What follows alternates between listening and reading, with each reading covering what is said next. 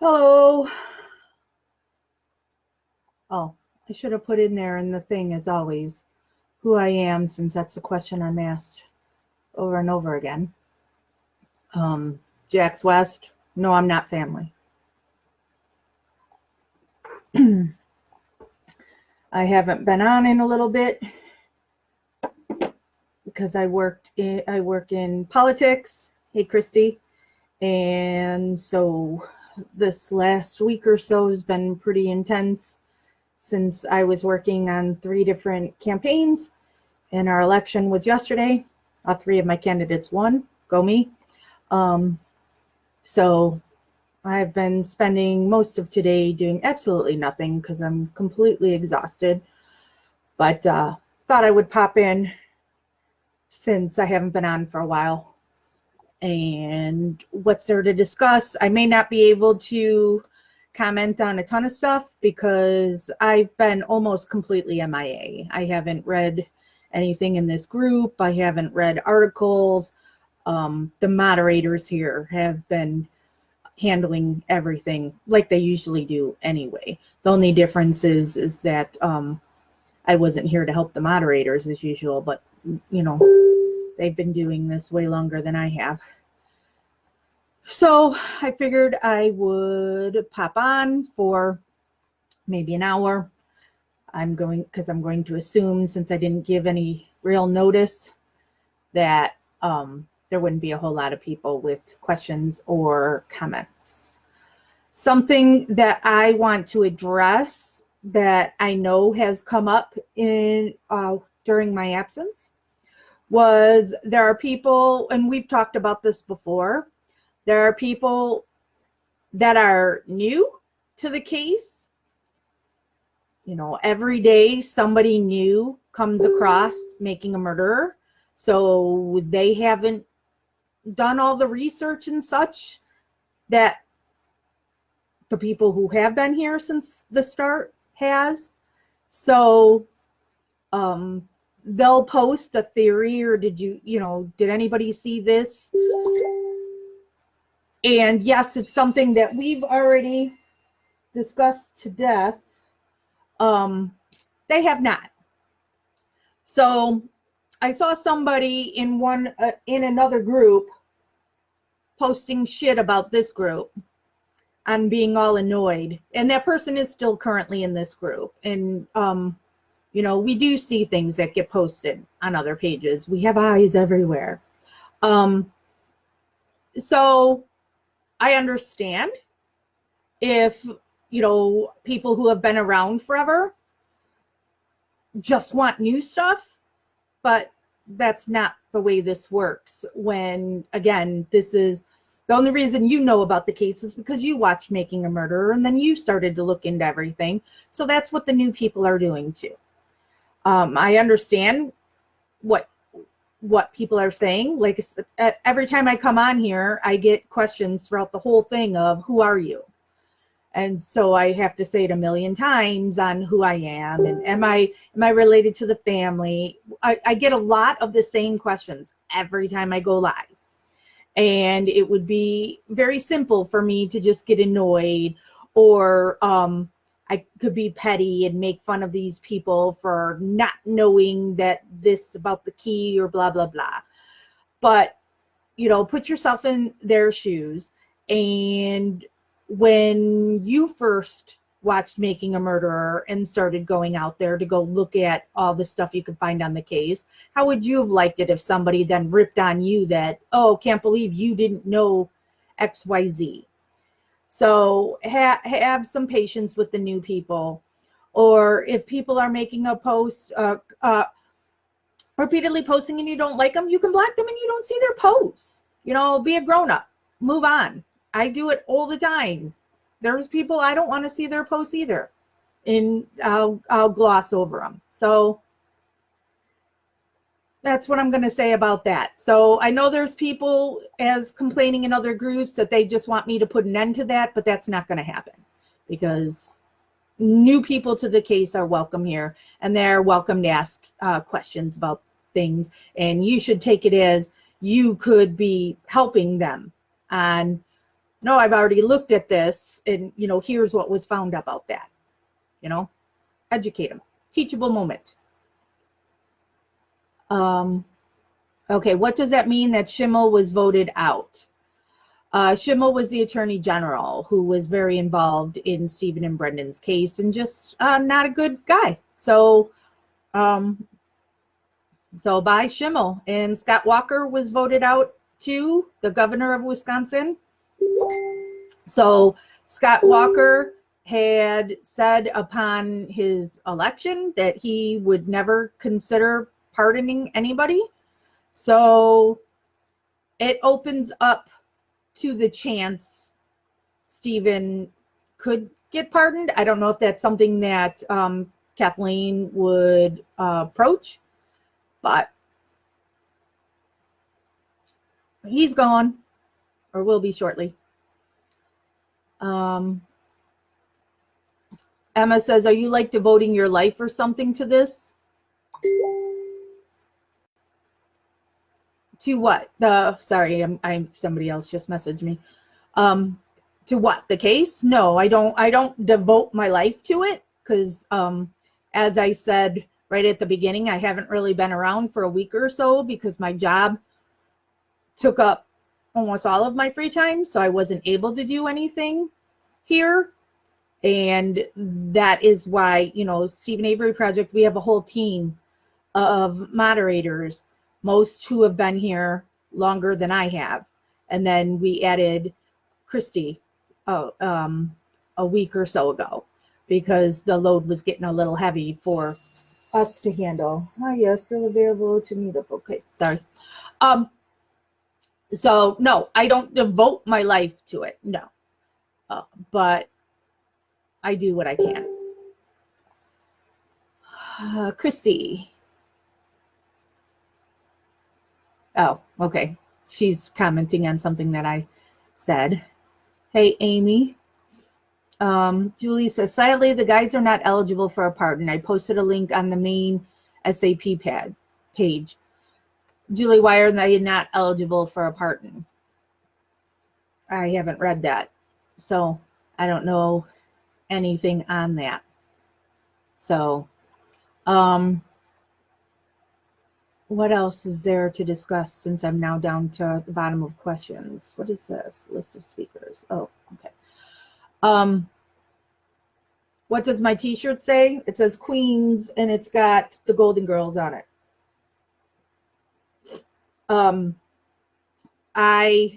Well, not anymore. Actually, tomorrow is my last day of my job.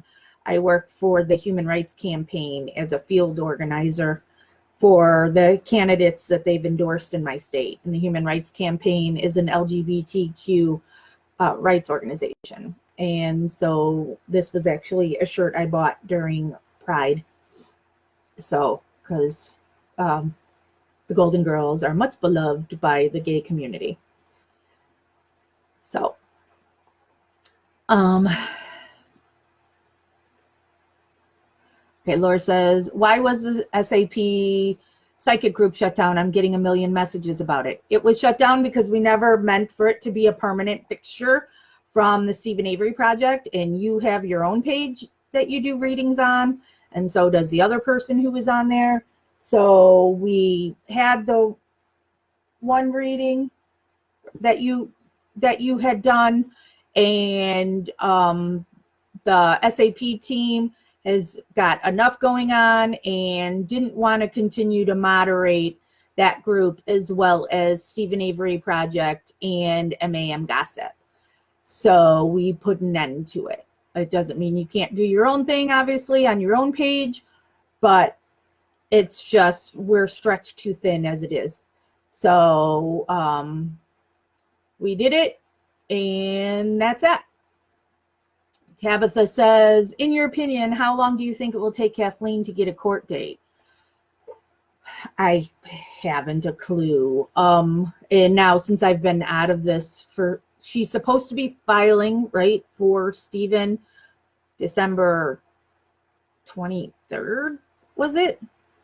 And then I don't recall from her filing how long then the state has to respond to that, if it was 10 days or, I can never keep track of all that. And I'm always really bad with numbers. And I just never know because I don't get why everything takes so long. I saw somebody posted something today saying that they're not expecting him to get to court until 2019. I don't think it would be that long, but I don't know. So, but I've always just said he's not getting out right around the corner, because unless, the real killer, Bobby, it's proven, that there's something that comes out that there's no denying that he's the killer. There's no way that Steven will get out in quick time.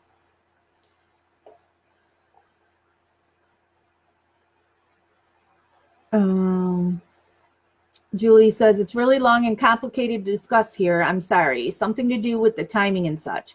Plus, there would still have their felony on their record. It's kind of similar to the Alford plea. Right, I realize.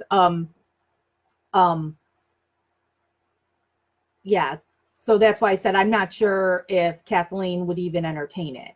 Because like she talked about the Alford plea, she doesn't typically look for, she doesn't do the Alford plea. She doesn't want them to have to say they're guilty and for freedom unless the death penalty is involved. So, yeah. But I just look at it as, no, I'm not expecting the person who won is going to automatically pardon them. But since the other guy won't even consider it, and not just in Steven's case, in any case, he won't pardon anybody, period, it's best he just go. And there's a whole bunch of other things that I'm not going to get into on why Scott Walker is bad. Dana says, I really hope they get an evidentiary hearing before the end of 2019. Was that date a typo? Yeah, it was in some article. So I'm hoping that was a typo. Francisco says, was that Dateline Secret episode the other night new? It seemed like something of the old footage from last episode. I recorded that and started watching it and then turned it off and deleted it within 10 minutes. It was a piece of garbage that was pushing for guilt, even in the ways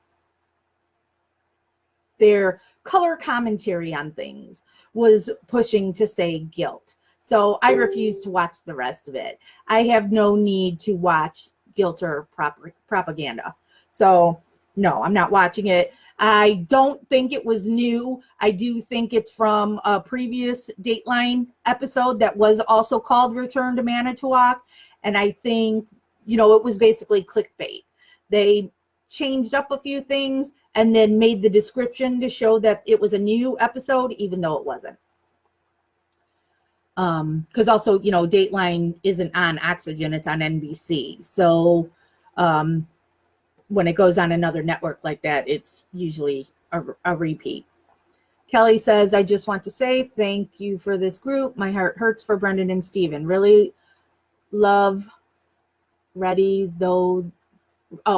through the posts and the evidence. Yeah, thank you. And Chrissy says, filing by 12/20, right? Laura says, understandable, but how can I refer them now that it's shut down? I wish someone would have given me a heads up. I got a million messages, LOL. Yeah, well, we get a million messages, trust me. Through Stephen Avery Project, I can't tell you how much my phone goes off.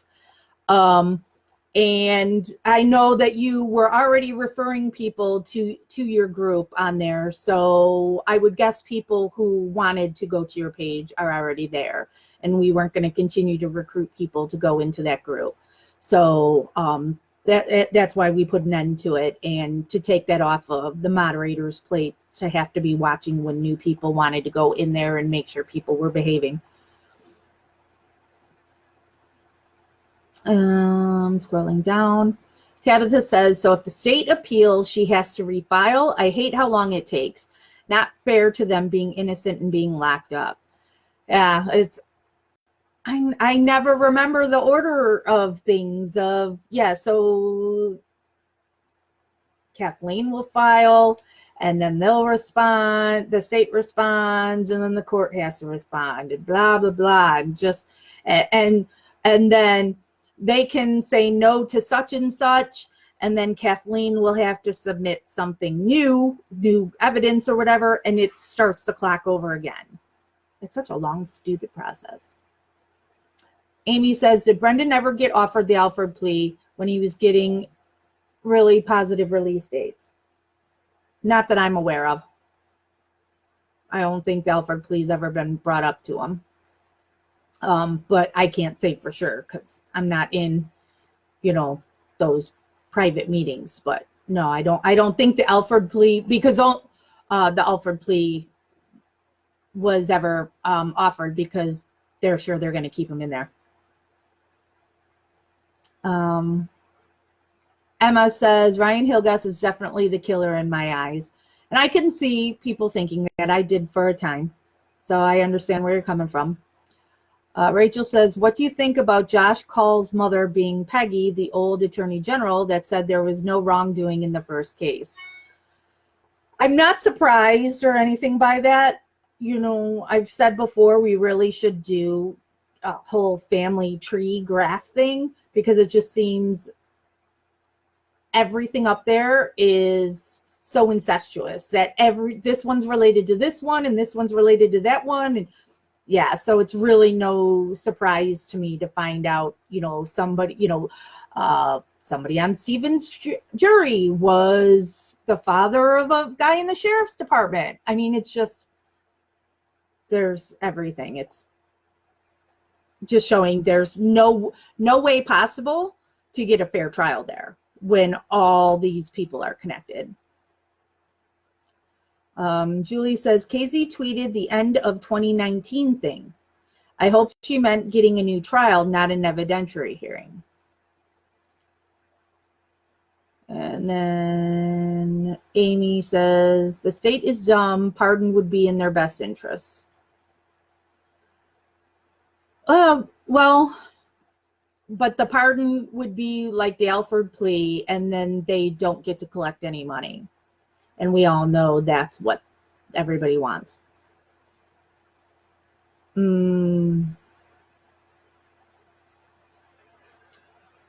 Kiki says, has Tony Evers made any noise regarding their case? Not that I've heard.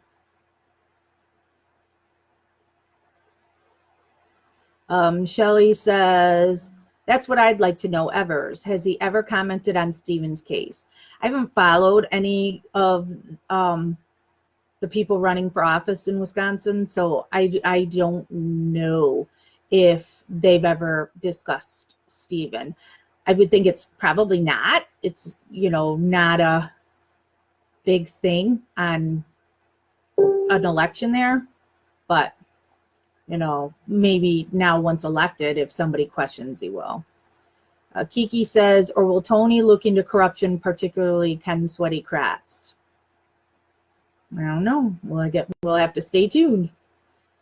BB says, do you think the new governor will pardon them? Probably not. I don't think they will. But never say never. Tabitha says, I truly think Bobby is the killer and Scott helped Bobby. I agree. Stacy says, loving that Zellner has now moved fully from calling Kratz KK to Sweaty. Makes me laugh every time. Me too. Melinda says, if you don't think Ryan did it, who do you think it was? From the evidence that Kathleen has released, I believe it's Bobby Dassey. And I think Ryan Hilgas helped in planting the vehicle at the salvage yard. And I believe Ryan Hilgas did that because he thought he was helping tainted officers frame a guilty man. That the sheriff's deputies, I shouldn't say police officers because they're not police department. I believe they told him that it would be hard to get a conviction because they were in the middle of the depositions for when they framed him the first time. So Ryan was helping them frame who he thought was guilty. So that's why Ryan looks all kinds of guilty in part 1. Dana says, if I were a juror on either trial, I would have held out and had a mistrial, because to me there was more than enough reasonable doubt, and Brendan definitely was coerced into confessing. Right. Yeah. I mean, we all see that. And I always love when they try to say that the jury is shown stuff that we're not, so we don't know if we would come to that same decision. Well, no, because we're shown everything and the jury is not, that they keep stuff from the jury. I never get that on how are you having an educated jury if you can block them from seeing things in the case. So there was a ton of reasonable doubt.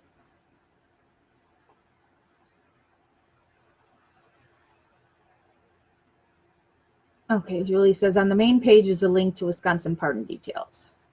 Kiki says, I see Old Sweaty is quiet today on Twitter. Wow, didn't know that is what you thought regarding Ryan and Bobby. Do you think Scott is involved then? Well, that's what Zellner has, a recreation. And so it's available on YouTube. We've posted it here before, showing Scott was there to help. And then you have the Sikaki letter, which more than likely was, or what the evidence points to, is it's a coworker of Scott's that is, I can't think of that. I always want to say illegitimate. That's not the word, but what is the word? Somebody tell me what the word is. Can't read and write well. Illiterate. And so Scott's nickname at work is Skinny. And so Sikaki is how the person spelled skinny, and in their, bad handwriting, saying that the body was burned in the smelter at work at, was it 2 a.m. or 3 a.m. the letter said. So Scott helped Bobby. Why? I don't know. There's, those tons of theories on that. I had thought that Bobby's just a sexual deviant that became obsessed with Teresa. I'd also thought at one point that it was, it could have been a hunting accident, and that Scott was just helping after the fact to cover it up, because he and Bobby were buddies that belonged to the same hunting club. Scott didn't like any of Barb's kids, but knew Bobby because Bobby likes to kill shit like Scott does. So, and that's why he helped him. But there's other things that are all curious about that, because, how come Scott and Bobby were able to buy houses and all this stuff right around that time. So is there something even more involved there?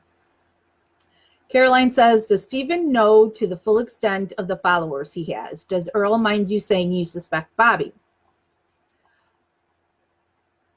Stephen is told, I tell him he's got a ton of supporters, and everybody he talks to tells him he has a ton of supporters, but he can't fully grasp it until he gets out and sees it. So us just saying that, sure, he's like, oh yeah, I've got a lot of supporters, but when he comes home and fully sees it, it will be overwhelming. Does Earl mind you saying you suspect Bobby? Well, I don't know how often Earl is even in this group. To my knowledge, he's never even posted in here. He just requested to come in like 2 weeks ago. And without trying to be too much of a bitch, we're not affiliated with the family here. We are here in support of Stephen. And so I take my cues from Stephen. Stephen has told me Bobby and Scott are fair game. So, because Stephen always says he's just going where the evidence takes him. So the evidence is pointing at Bobby and Scott. So we are free to discuss it. We have Stephen's blessing to discuss Bobby and Scott are the killers. So I don't think Earl would mind, because I know Earl is supportive of his brother. So again, I'm not trying to sound like a bitch on this, but even if Earl had a problem with it, it doesn't matter, because Stephen is the one that told me they're fair game. Tabitha says, can Sweaty Sweat Sweat be held legally liable if found out he helped frame Steve and Brendan? I don't know the law, but I do know that Kathleen has said, you know, it's one thing at a time. And once she gets Stephen freed, then it will be time to go after those that put him there. So I'm going to guess there's something that can be done. I can hope. Samantha says, I'm from UK. Is there any updates on what's going on for Stephen and Brendan? No update other than what we already know. You know, sorry, I'm going to keep yawning. So there's nothing right now. You know, Brendan's case is in a total holding pattern. And Kathleen's not filing for Stephen until the end of December. So, no, there's nothing right now. Christy posted the YouTube video where you can see the reenactment. Is it Maley? Is that how I say your name? Scott had the ability to burn a body. Yes, with this smelter at work. Tanya says, I bet KK is not too happy that his buddies lost the election last night, hoping new players are more interested in true justice. From your lips, Tanya. Julie says, in Teresa's father's obit, it lists Mike as his son. My thought, Karen had an affair with Tom early in her marriage with Richard. To save face, or he didn't know, he claimed Mike as his own. Richard died at a very young age. Maybe he found out the truth about Karen and Tom, just a theory. For those that don't understand what Julie is referring to, is Teresa's father died, and then her mother married her brother-in-law, so Teresa's uncle. And then for a time, people had said that the two brothers were not Teresa's brothers, but her cousins that then became her brothers through this marriage. And then other people said, no, those are her brothers. And then just those two younger sisters then are from her mom marrying her brother-in-law. So I don't know, like, it's so hard to keep up with everything. Everybody always wants to talk about the Avery family tree. But yeah, the Hallbacks have their own, this one marrying this one type stuff too. Maley says Scott was protecting Barb. I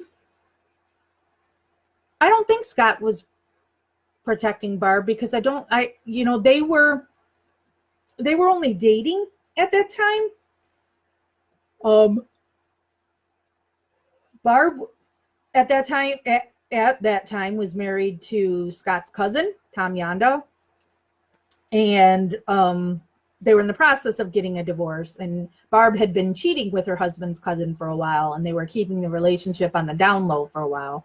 But I can't see Scott caring about protecting Barb, because, well, I would see it as there's nothing you need to protect Barb from. But there's always the other thing is that Stephen the depositions were going on in his $36 million lawsuit, and some dum-dums thought that if Stephen got put away, that case would continue. And since it's proven that Stephen was framed in that one, that $36 million was a sure thing, and they would get the money. So is that why Bobby and Scott killed that girl? Because they thought they would get a cut of that money? I don't know. Brandy says, new witnesses saw 2 men with fires going on in the Manitowoc County gravel pit. I can't wait to see what becomes of that. I'm sure KZ is on top of it. Yeah, I'm sure she takes care. Yeah, she's got everything. Lacey says, I just have a bad feeling they will never let them out because that would be 2 cover-ups. Yeah, I know. It is a possibility. Oh, sorry. Amy says, are we allowed to say on here that I think Bobby has a big part in this? Absolutely you are, Amy. The only rules we have in this group are we believe Stephen and Brendan are innocent. So if somebody wants to talk about, well, what if they were guilty? No, we're not going to let you post that comment. We're going to delete that comment. There are other groups out there where you can discuss both sides. This is a support group, not a debate group. So we're not going to entertain anything on them being guilty. We also fully believe in Kathleen Zellner. So nothing's going to fly here if you're going to try and question what Kathleen Zellner does. We're also very supportive of Stephen's mother, Dolores. So no shit talking Dolores. And then we want y'all to be respectful of one another. You can disagree with a post, but don't direct shit at the poster. You know, you don't have to agree with something I post, but if you tell me I'm an idiot and I'm a bitch or blah, blah, blah, you're going to get deleted and banned. And same goes if you do it to other people here. Now, I realize some people have thinner skin than I do, and they're going to take something as bullying that isn't. You know, so if you're going to debate somebody on something, you have to understand they don't have to agree with you. And by them not agreeing with you, it doesn't mean that you're being bullied. But those are our big rules here. We also, and why is that car stopping in front of my house? We also know there's many other groups out there. You're welcome to go to those other groups, but we are not advertising or promoting other groups' shit. There are too many groups that keep trying to take money off of from Stephen. And so if other groups are going to do some fundraiser or some event or whatever, that's on them. We're taking no part in any of that. It is been known over the years to just be drama and not happening here. Julie says, merchandise ordered from other countries, the shipping is the same as if mailed within the US, FYI. Leslie, does Stephen have access to Facebook? No, he does not. Stephen does not have access to internet whatsoever. So if you see somebody on Facebook or on Twitter who's saying they're Stephen Avery, unless it's Stephen Avery Jr., because he does have a son named Stephen Avery, it's not real. You can't email Stephen. He's not going to read, if you private message Stephen Avery Project, Stephen doesn't get that. So he does not have any access to the internet, nor does his mother Dolores or his father Alan. So, no. Miley, okay. Thank you very much. Hi, Michelle, who just got on. Judy says, does Barb still talk to Stephen? No. Or do they not have a relationship because of where this is going? No, I don't believe they talk currently. So, oh my goodness, sorry, I can't stop yawning now. I last talked to Stephen 2 weeks ago. So if he's talked to Barb in the last 2 weeks, I don't know. But as of the last time I talked to him, no, he doesn't talk to Barb currently. Isabel says, Zellner has said that an official came forward saying it was a setup. Do you think this will be brought up in trial? Anything is possible, Isabel, because we know that she has not released everything she's got. So there's a whole lot more, and we just have to wait, everything in due time. Miley says there's a lot going on in Wisconsin. These folks are all hooking up. Yeah. I'll reply. Miley said, good Lord, she was married to Scott's cousin. I learned something new every day. Yeah, Scott Yonda, her second husband, is Scott Taddock's cousin. But I don't think they were ever like close family. So, and they may not even be first cousins. I don't know. But I don't think Tom and Scott really ever had a relationship. Amy says, do you think Barb knows more than she says? I go back and forth on that too. And does she know more, or is she denying it? That she's purposely keeping herself in the dark, that she suspects it, but doesn't want to know and doesn't want it to be true. So Brian says, you cannot destroy a human body in an aluminum smelter. Please Google how a smelter works. Adding anything with moisture to a smelter would cause a huge explosion. The moisture turns to steam and is trapped in the molten aluminum. That would cause the explosion. But to add to that, Brian, Teresa would have been dressed like a deer.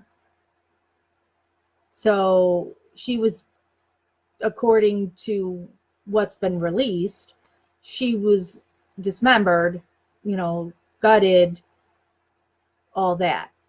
So, and then partially burned in the quarry, then put in the smelter. So it wasn't just a body put in there, it was pieces of a body that was cut up and burned already.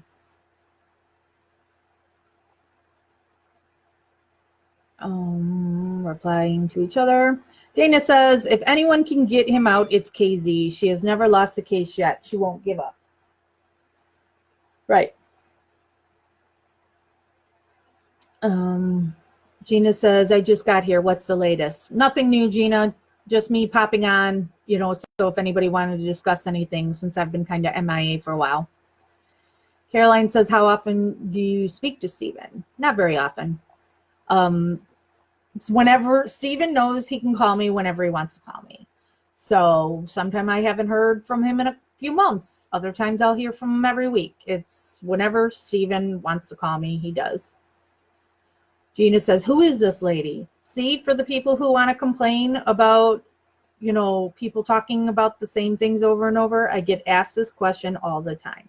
My name is Jax West, and I own the Stephen Avery Project.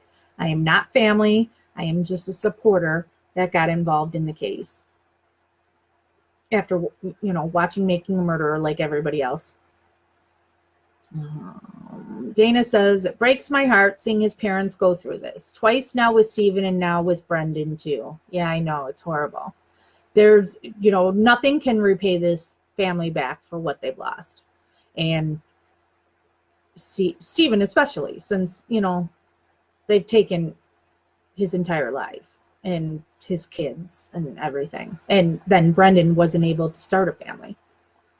Gail says, if KZ gets Stephen out, does that mean Brendan will follow? No, it does not. I would recommend you look up, and we've said before that it's on the ID on demand. It's called Dream Killer. It's another case of Kathleen Zellner's where she was able to free the one guy, and Ryan Ferguson, and the other one is still in prison. And the difference between the two guys, just like Stephen and Brendan, the one that she freed was somebody who always maintained their innocence. And the one that's still in prison is the one who falsely confessed to the crime. So, but a dream killer, Kathleen did not prove who the real killer is. So maybe if she hands down proves who really did this, it would help get Brendan out. Debbie says, hi, Jax. I'm sure you're exhausted with working the polls. Are you happy with the new candidates? I don't know anything about the ones in Chicago. Sorry, that's right. Wisconsin. I don't know anything about them. I just looked at it as those two didn't do anything. Weren't any benefit to Stephen's case. So hopefully whoever was running against them would be. But I don't really know anything about them or their stances on things. So they could be just as bad. Sasha says, I can't watch long. I only run on 2 gig. I'll watch what I can. Well, yeah. If you're talking about this live feed, when I'm done, it stays on here. So you can go back and watch it another time. Gina says, who are you? Are you related to them or something? I've already answered that. Replies. Kyle says, you know for sure she hasn't released everything she has. Stephen told me she hasn't. So I can only go by what Stephen has told me. Stephen told me that there is more and that she didn't know if she would put it in her brief or keep some stuff until it actually went to court. Shelby says, does anyone know if the woman who was raped in the first case, is she a supporter of Stephen after his appeal and to this day? I was just wondering if she was an advocate of his. No, it's something that I'm extremely bothered by, is that Penny Bernstein immediately jumped to Stephen being guilty in this case without a second thought. Same thing with the Wisconsin Innocence Project, jumped to his guilt. And everybody who was affiliated with law enforcement up there when they were working on, this Stephen Avery bill and all this stuff, instantly just jumped on he was guilty. So I'm extremely disappointed in Penny Bernstein that she would publicly say that Stephen was guilty. But she said this back when the case first happened. I don't believe she has said anything since Making a Murderer. I don't recall. So I don't know if her opinion has changed since Making a Murderer or not. Replies. Neil says Helter Smelter. No. Gina says, why the hell are they still in prison? This is insane. Because the justice system is corrupt. Mike says, is it December 20th yet? Yeah. BB says, Lord, that makes me cringe. How could someone do that? Replies. Heidi says, so what happens after December 20th? Well, it will be Kathleen files, the state will then respond to it on why the court shouldn't consider what Kathleen has filed, and then the court will decide on either A, they're going to agree that there'll be a hearing or a trial or not. So that's what we're looking at right now. And you're welcome, Gina. And it's something I discussed at the beginning. I realize we get new people every day, so I know people don't know who I am, and don't worry about it. Laura says, you follow Laura's page with her readings, and what is your opinion on it? No, I do not. I actually am a skeptic. I don't believe in any of that stuff. So no, I don't follow it. Mike says, Brad Schimmel and Scott Walker are out, so that's a positive. Let's hope so. Heidi says, oh, that's so sad for Brendan. Heather says, can gifts be sent to these guys in prison? We do have, there's a pin post, either it's an announcement or, whatever, on how you can, I'm so sorry, I can't stop yawning. How you can help the guys. So look into those, and that will explain everything on how you can do that. Dustin says, can you repeat the theory about burning the body? So it was Bobby brought Teresa's body into his garage, not Stephen's garage, his garage, where he would slaughter deer. And so he then slaughtered Teresa like you would a deer. And that he cut her up in there into pieces, and then took those pieces of Teresa out into the quarry behind the salvage yard and burned her. And then they picked up those burned pieces and brought them to Scott's work and threw them in the smelter. So that's why you find some pieces of her at the quarry, and why the dogs all went that way too, because she had been out in the quarry at some point. And then what Bobby did is just happened to find a dead deer on the side of the road, brought that home and slaughtered that, so the blood from that deer would go over Teresa's blood that was all over the garage. And Zellner has done testing on that blood, or the garage floor. So, but we don't know what she's got from that.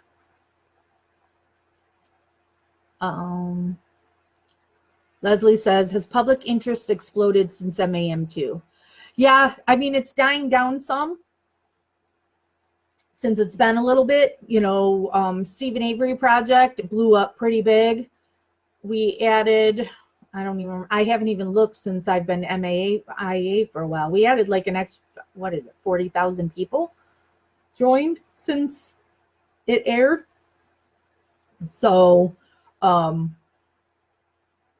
yeah, so I mean, it brought in a lot of people, but it seems to be dying down a whole lot quicker than the first time it came out. Debbie says, oh yeah, sorry, I keep forgetting you're in Chicago. Rose said, so I have a random thought. I have been following the Chris Watts case, and there is people who appear to be strong advocates for Chris and stating that we don't know what happened, etc. Yet they are also against Avery full-heartedly. How does that even make sense? Stephen has stood with his innocence and pled guilty without trial. Some people suck. Yeah, that is funny. Isaac, what does your shirt say? I showed this earlier. It says Queens, and it's the Golden Girls. Julie says KZ has to keep some things up her sleeve. Yes. Debbie says, are you going to the rally in June? I am. No, we have no part of the rallies. We will not be promoting them here. We won't be sharing any information from those rallies. It's a long story. They're just nothing but drama and a laughing stock. And that's not what we're about.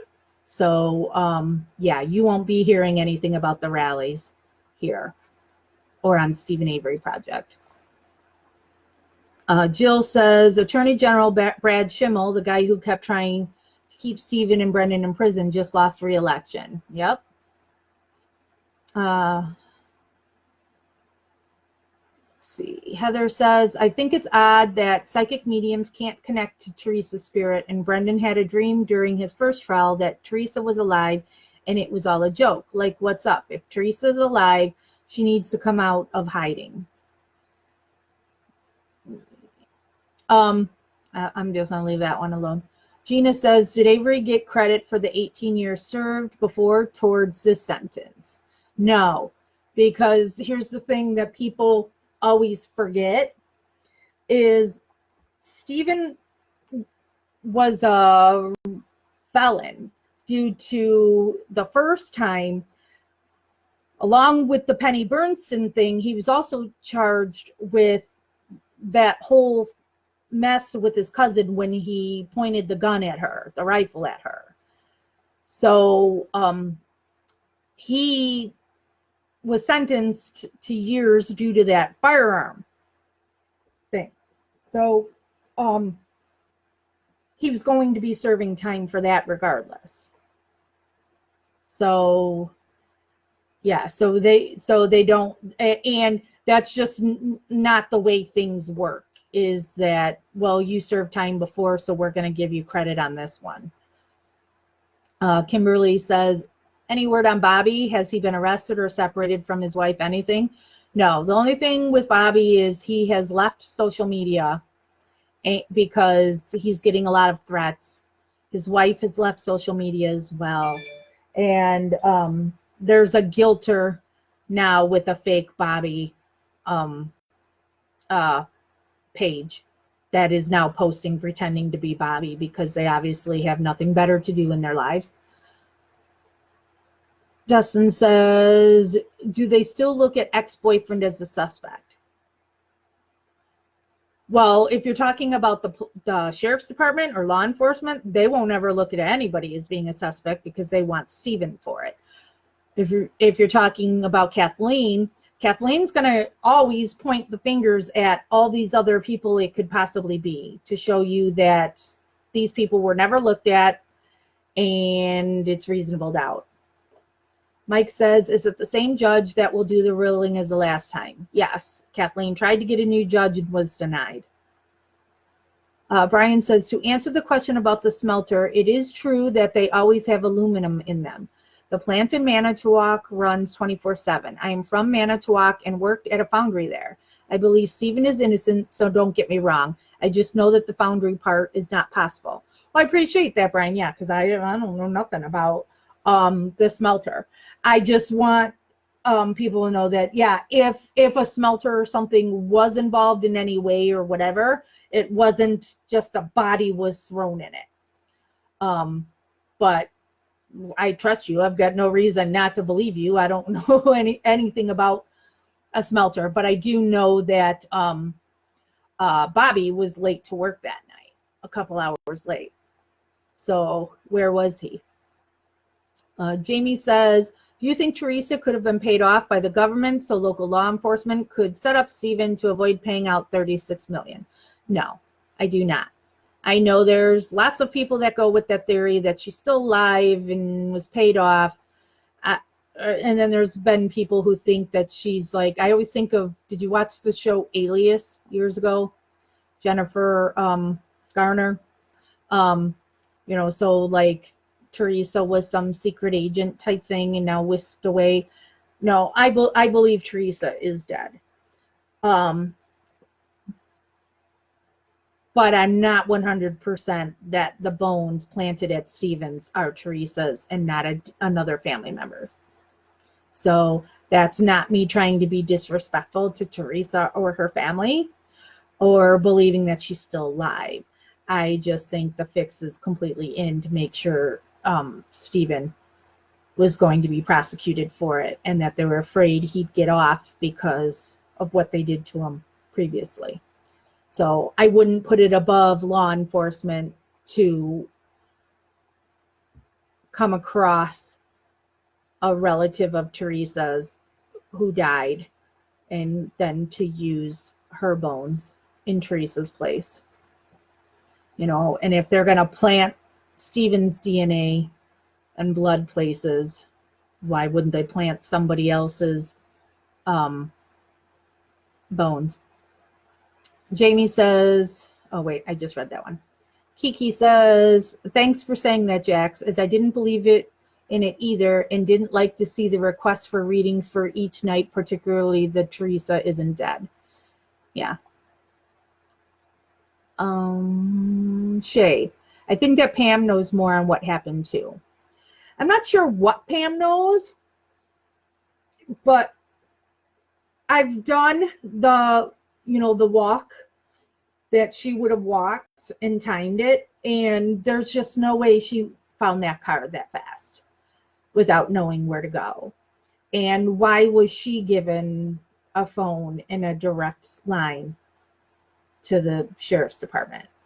So I think she was told something. I don't think she's involved in cover-up or anything like that. I think, again, she's thinking that Stephen is guilty. And she may have been told that Ryan Hilgas and Mike Halbach and Scott Blodorn had gone on the property without permission and had found the vehicle there. And that can't be used because it's illegal trespass. So they needed somebody to go and happen to find it so they could get that legally. So I think that's where she comes in. Rose says, do you think there is connection with Zipper destroying his garage shortly after this? Is it possible that the voicemail that she left asking for an address was actually to Zipper and not Steven? Sorry. I went down the Zipper rabbit hole for a while, so I was very suspicious of that. I went to the Zipper house. I took pictures of it and everything, and there's a lot of stuff with the zippers that seem nuts. So, and yeah, the garage burned down, but I don't think the zippers did it. And then as for the voicemail, yeah, I believe a voicemail did go to Zipper saying, I don't know where I'm going. So yeah, it's a little confusing there.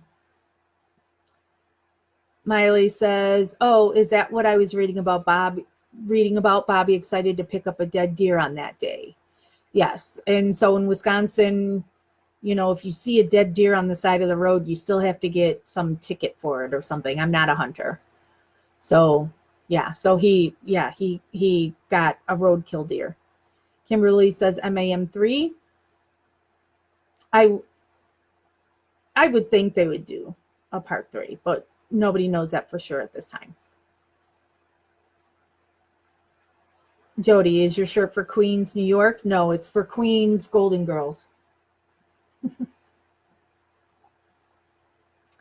Don't worry about being late, Diane. I didn't know I was going on until like 10 minutes before I had made a post saying going live in 30 minutes.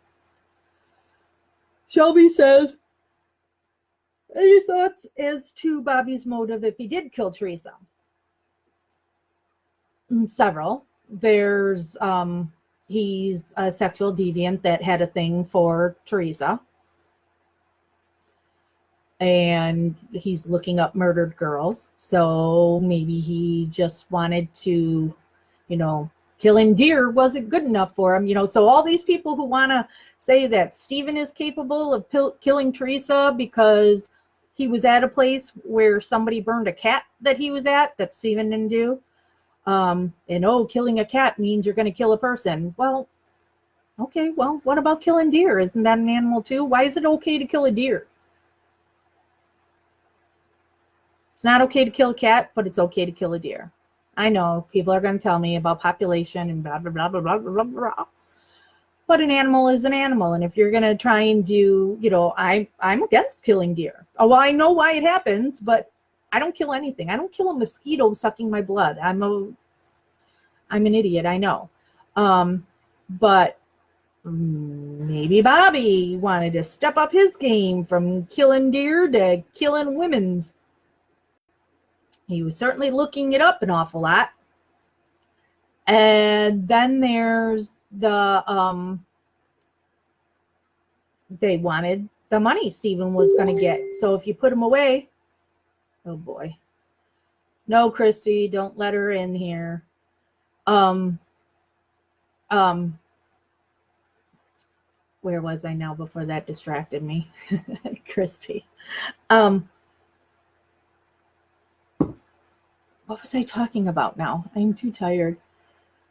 Talking about the deer. But, and so trying to get his money.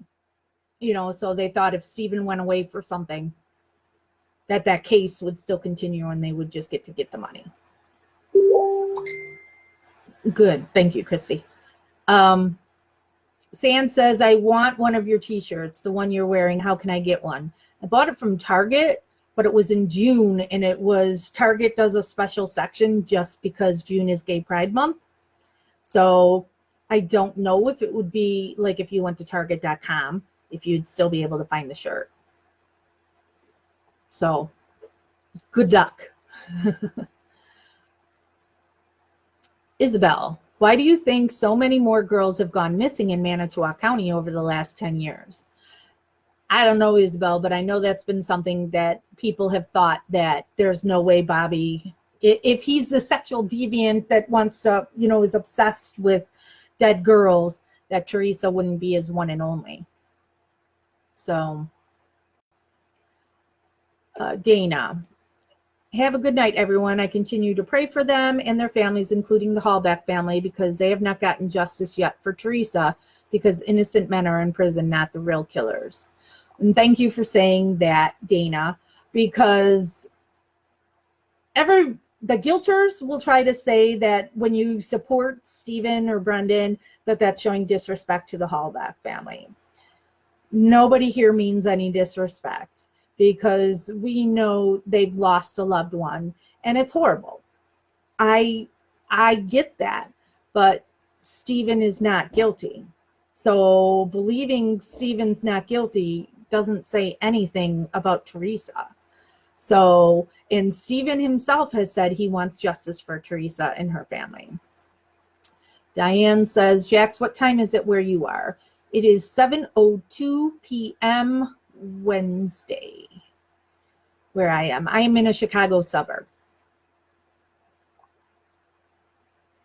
Natasha says, man, took me 20 minutes to find this. Long day, LOL. I'm sorry. BB says, I don't know how his wife is okay with him after everything they found on the computer. Shake my head, especially when they have children. I would up and leave in a heartbeat. Well, they started dating back in high school. And so Bobby was 18 when this happened. So they were a couple when this went down. So who knows what's going on in that relationship.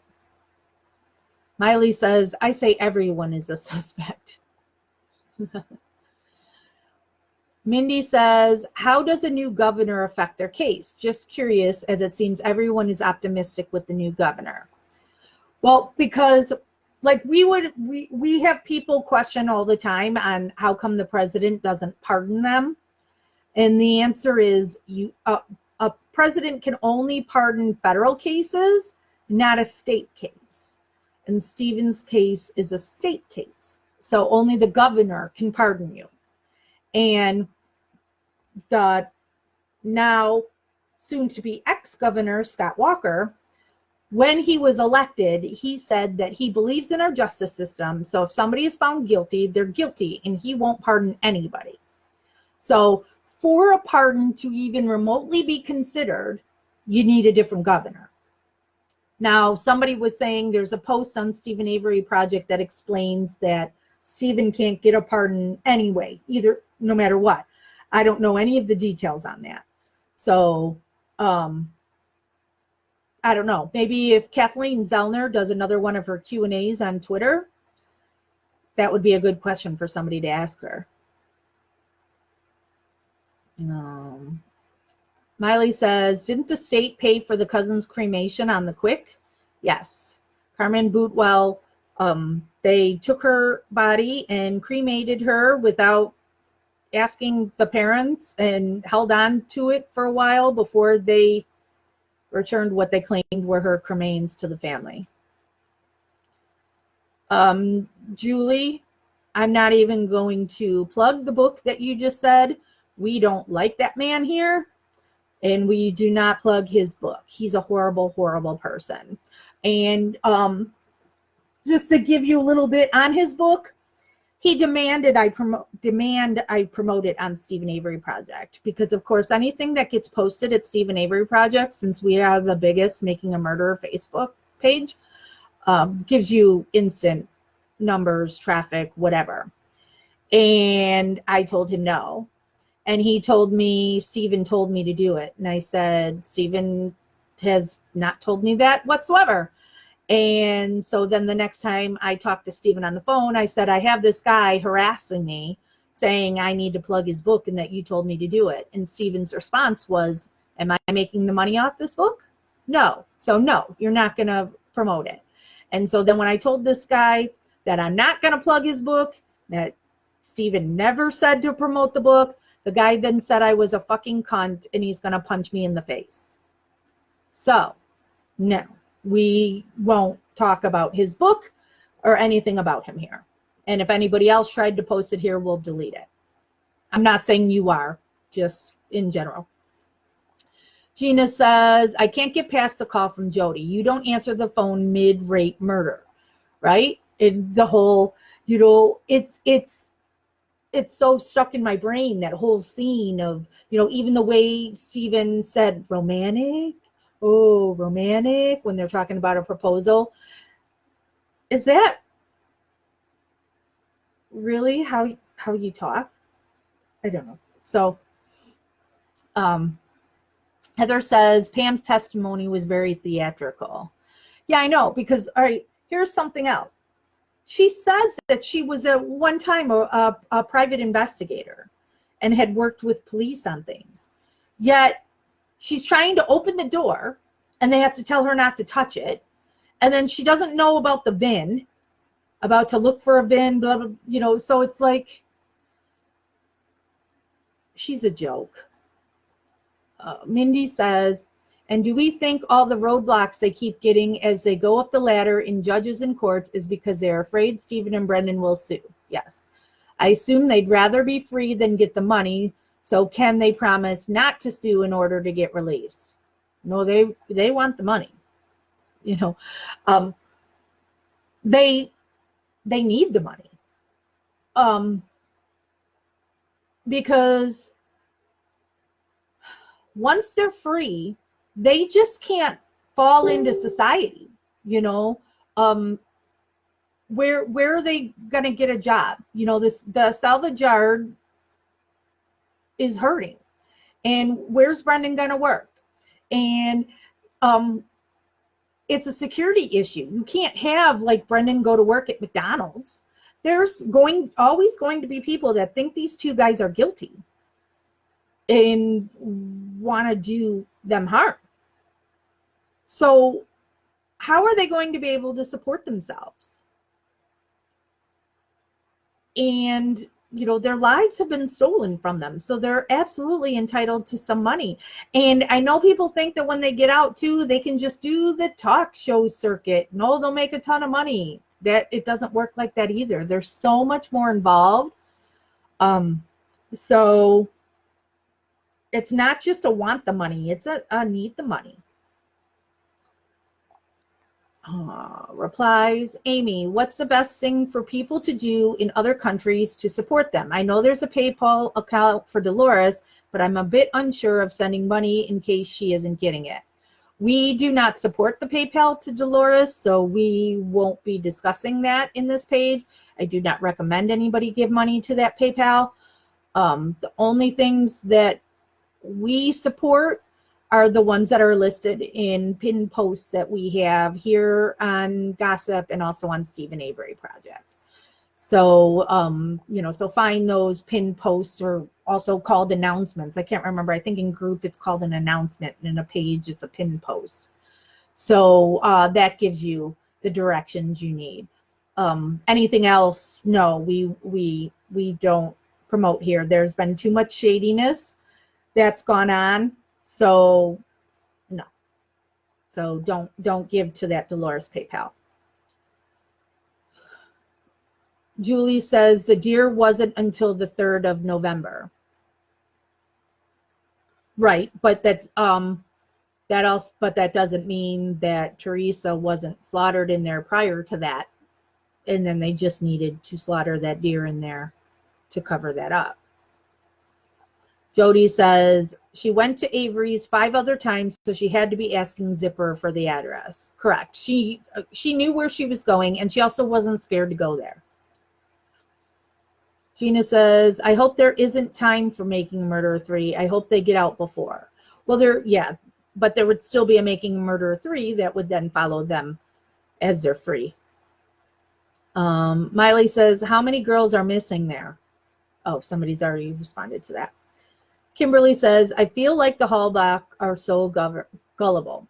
They just buy whatever the state says. It's so sad to just watch them agree with whatever they say. Well, that's another thing I go back and forth on. Prior to watching Making a Murderer, I was always a true crime watcher. And I'm obviously a white person. I've grown up in the Chicago suburbs. So I've like never feared the police. And I would watch all these shows and go, oh my God, look at this stuff, you know. So just always believed, I guess, what I was seeing on these crime shows, and just, you know, taking it as that's what truly happened. And I always thought to myself, of if anything had happened to me or whatever, and the cops want to question me on something, it would be like, well, I know I'm innocent, so I'm just going to answer you real quick, and I'll, you know, and then I'll just be on my way. And, you know, I'm not going to lawyer up because I'm innocent. And if I ask for a lawyer, it just makes me look guilty. That's just dumb. So I think the Halbach family initially, you know, you could see why they would think Stephen is guilty by getting what the police told them, or the sheriff's department told them. So I don't fault them for that back then. But now, after making a murder, because realize, you know, family and stuff didn't know this stuff until Making a Murderer came out. They heard and saw it all for the first time from that. So since Making a Murderer, if they haven't questioned, that's now what I have an issue with. But I get it might be hard. They don't want to keep reliving that. So maybe, you know, they just want to try and ignore it. I don't know. But for me personally, I would want to know the truth. Just like Steven says, wherever the evidence goes. Monica says, what's your theory of the car? Do you think that the car they found was actually Teresa's? Yes, I do. I was reading about how the cars were different colors slightly. That car is a weird color that, depending on what light and your angle, it would look blue or it could look green. I have a car that does the same thing. It's blue, but it looks black or it looks blue. So I think that's just the issue with that car, is that some people would say I saw blue, and then some people would say I saw green, because that's what it looked to you. It's like that dumb, stupid dress thing that went around on social media. What color is this dress?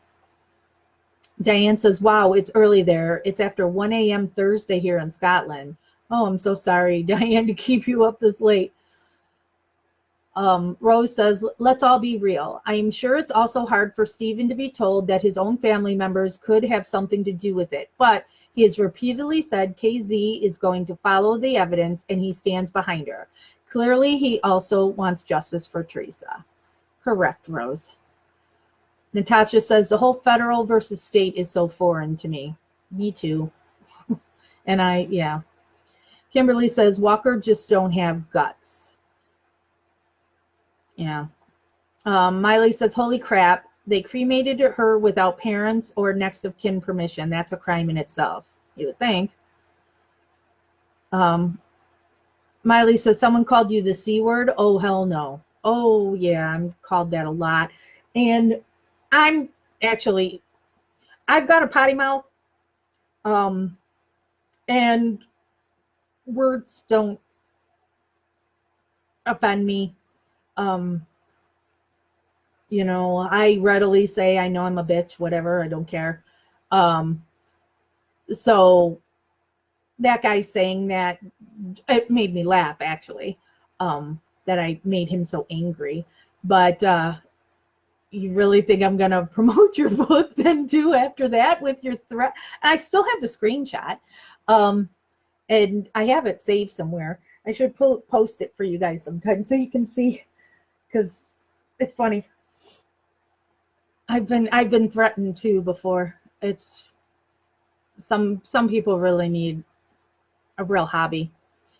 Miley says, Stephen and Brendan will have to change their names and move out of state. Well, neither one of them will move anywhere that their mothers aren't, as long as Barb isn't more involved in this, that she actually has to go to prison for it herself. So yeah, they're not leaving their parents. So therefore there would be no reason to change name, because you would just have to find their parents and you'll find them.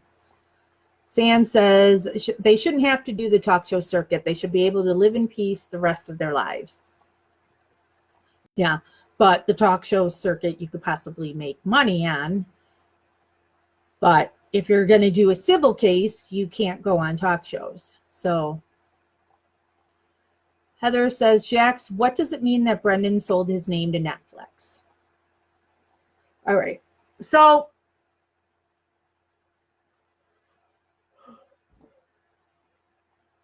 excuse me. So back when I was a moderator for Barb's fan page, that is so allegedly to be about Brendan, but it's just all about people supporting Barb. I wanted to, because I've been writing articles and such since like the year 2000. Not on this case, just on different things. You know, so I've done a lot of different interviews and stuff over the years. And I really felt like Brendan, at that time, this was early on after Making a Murderer, wasn't getting the attention that I felt he deserved. So like, even if you go to the Free Brendan Facebook page that I'm the admin of, the graphic for the cover picture is I had it made to look like the Batman light going across the city, and then you see Brendan on there. And I had written an article at some point too called Shining a Light on Brendan. And, you know, so I wanted people to know about Brendan. And so I wanted to interview Brendan. But it wouldn't be about the case. I wanted people to get to know Brendan. And I actually even have a letter, and maybe it got put in an article too, I can't remember, where Brendan was able to answer questions about, you know, dumb stuff, you know, like almost like just, you know, like in a magazine, you know, these quick little bites, you know, so what's your favorite movie, TV show, food, color, holiday, all this stuff. And so Brendan had answered all of that in a letter to me. But so I wanted to do some kind of interview with him. But no matter anything I do, whether it was for Brendan back then or Steven now, I run stuff past their lawyers because I don't want anything to hurt their case. And so there's been things like Steven has asked me to do, and then I, though, talked to Kathleen about it first, and she has told me no. And I know in the past that has upset Steven because he wants what he says goes. But I'm just going off of Kathleen knows what is best. So she told me no, and so I listened to her. So I wanted to interview Brendan just to be that type of thing. And so I had emailed his lawyers, and then Laura and I, I got a Facebook message, you know, but it was one of those that I wasn't friends with the person. So it went your other thing, you know, a request or whatever. And so it turned out it was like an assistant or something for Laura Nyrider. And so the person was asking me if it would be okay for Laura to call me and what was my number. And so I gave my number, and then Laura Nyrider called me. And so I told her what I wanted, and she was hesitant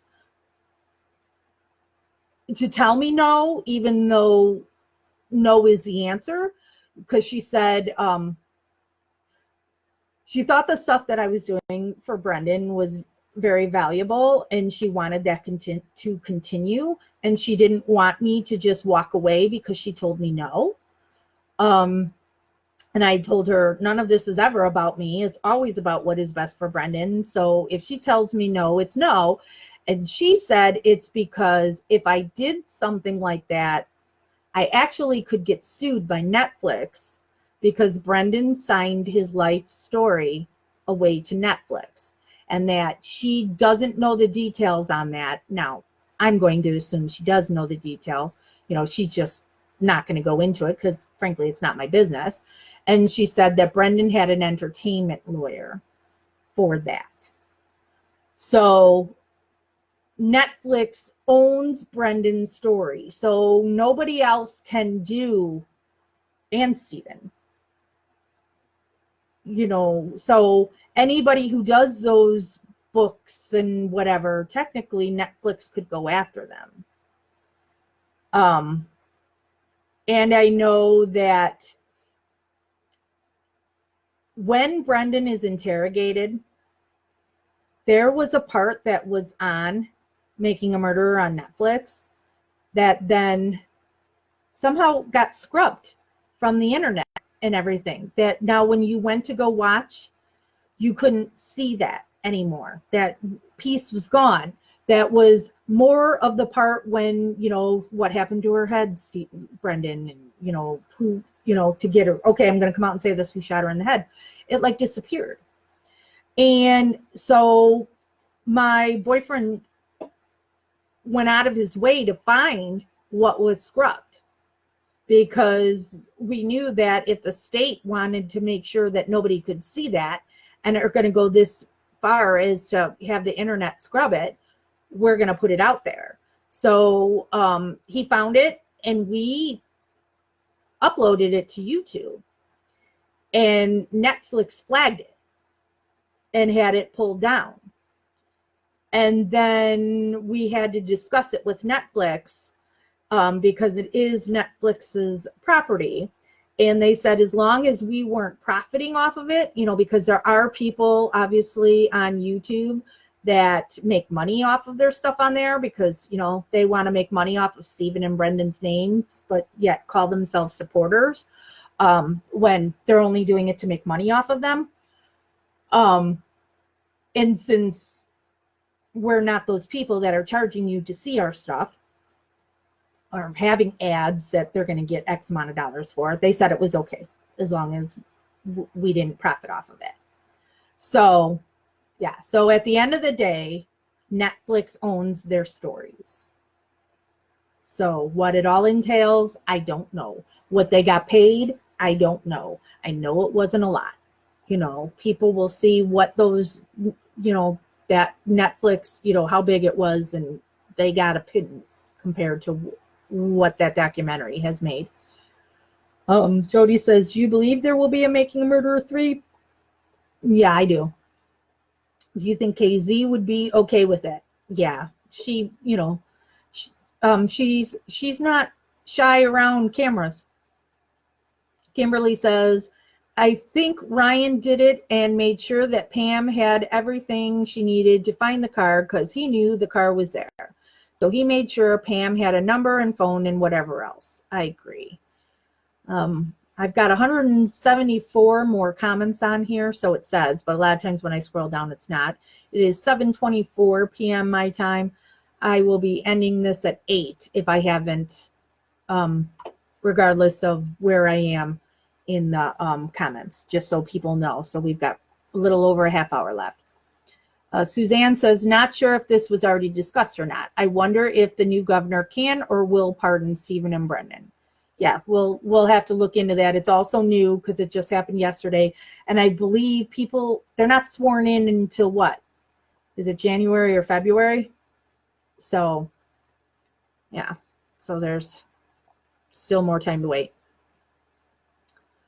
Zena says they should do a test for Brendan and see he isn't like an average person. On Making Murder 2, when his mom was talking to him on the phone, you can tell he is slow, poor thing. Yes, he has a low IQ. Tori says, hi, Jax. I'm late coming in. No worries, Tori. Thank you for being here.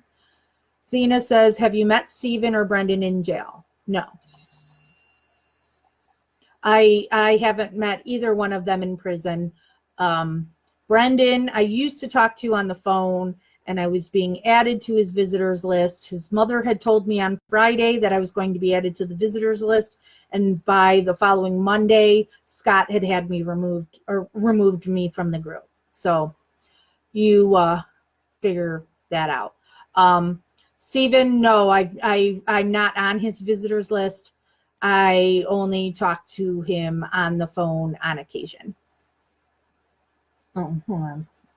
I'm going on too long, and My boss texted me a while ago asking if I can meet them tomorrow, and I should answer them before it gets too late. Yes, I can. Okay. Catherine. Hey, Catherine. Kimberly, no one from the Hallbeck family even sheds any tears. If someone was talking about my daughter's bones and how she was shot in the head, I would be crying. I agree for me, but everybody grieves differently, and it just looks to me like they were raised to not show their emotions since they're all like that. So, and maybe they just don't want that on public display.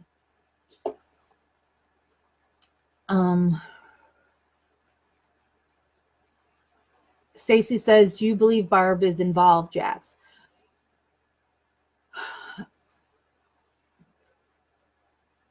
Barb did not kill anybody. Barb was not part of like a premeditated murder. I do not believe Barb, if she even knows anything, I don't think she knew until even after Brendan was found guilty. I think she chooses to try and look the other way because she can't believe that they would do this. So, but if she did know prior to court, it would be she then sacrificed Brendan. She let them do this to Brendan because they convinced her his low IQ and being 16 would get him tried as a minor, and he would get a max 2 years, and so would be in a juvenile detention center and released upon his 18th birthday, as opposed to Bobby, who was 18 at the time that he killed Teresa and would go away for all the years that Brendan was sentenced to. So she may have thought that this was the best answer for everybody. So, and then in that she would be guilty, because again, if your son killed somebody, you should want him to get help or take him off the street so he's not killing other innocent people. Amy says, I think the Hallbacks just don't want to rock the boat because they most likely are aware Mike helped the cops plant evidence. So if one goes down, they all go down. Yeah, I agree.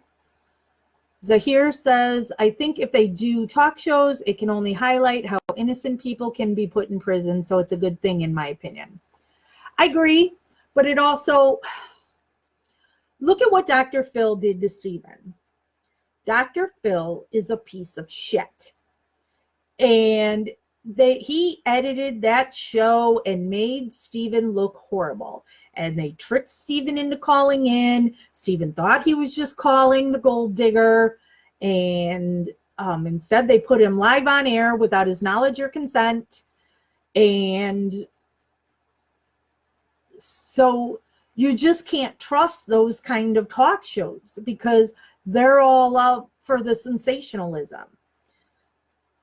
So, another one of Kathleen's cases that I advocate for, Melissa Kalyazinski, her dad right now, and her dad, Paul, could be watching this, and he knows how I feel about it. And, he's working right now to get Melissa's case on Dr. Phil. And I keep saying, don't do it, don't do it, don't do it.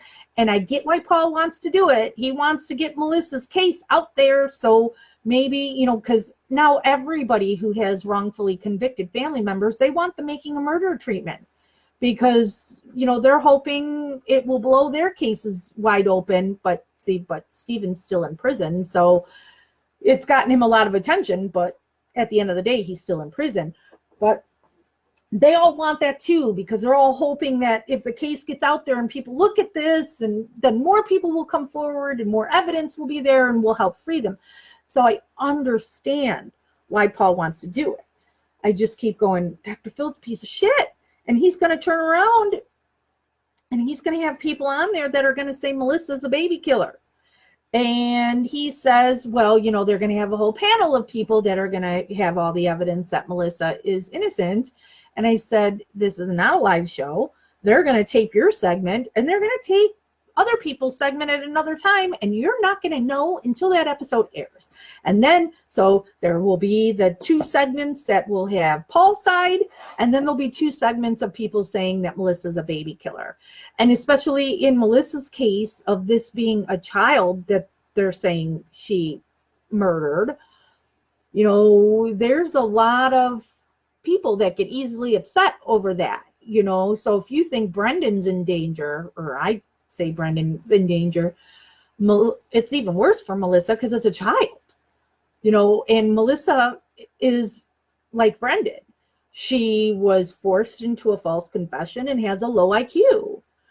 So talk shows, I mean, I know people look at it for the money and the exposure, but it might not be worth it at the end of the day.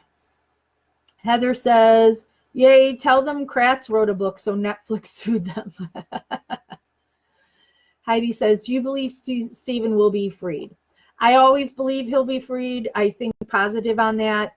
Just how long is it going to take? And the worst thing is thinking that his parents won't be around when he gets out. And going back to Melissa, who I just discussed, in this last year, she's lost both of her grandparents. So that's been really hard on her. And when the last grandma died too, Kathleen did look into Melissa getting out so she could attend the service, but they said no, that would be too expensive. So she wasn't able to go pay her respects and, you know, a final goodbye. And also when the case for Melissa happened, she had a puppy, Oreo.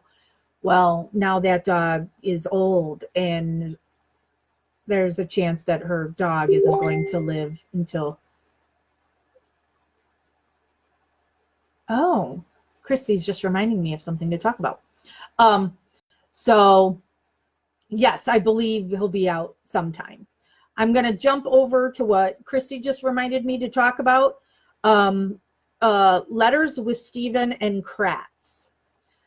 So that was something that got posted while I've been MIA, is about Sweaty Sweat talking about and having a letter from Stephen where Stephen is asking Sweaty Sweat that, you know, he could be his lawyer and they could write a book together, blah, blah, blah.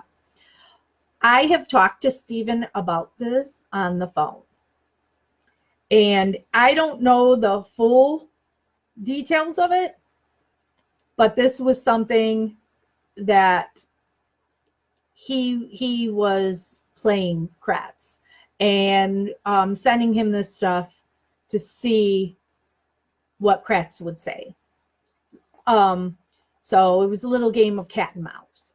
So while it looks like Stephen's saying this stuff to Kratz, he was just, you know, Stephen's, you know, casting his lines everywhere and see what he can catch, you know. So kind of brilliant on Stephen's part. And yes, I know Kratz is using that against him, but like I said, Stephen told me this himself, and I don't believe Stephen is one to lie, because I've talked to him about several things and he's right out there, you know, on if he did something or not. So he's got no reason to lie to me. So that's all those letters are. If you see those that, you know, Kratz is trying to say that Stephen, whatever. And Kratz wrote to Stephen first because Kratz wanted to write a book and wanted Stephen to write the book with him. And then Kratz eventually wrote to Stephen and said, you know, I'm the only one that could tell your story, and fine, you don't want to do it, whatever, blah, blah, blah. So yeah, it was just Stephen playing Kratz to see what Piggy would squeal. Corey says, hey, Jax, is it true a YouTube video someone posted on MAM group that the women that found the Rav at the scrapyard is cousins with Teresa? Yes, she is. Or does she have a relation to anyone involved in the case? Didn't know how true it was.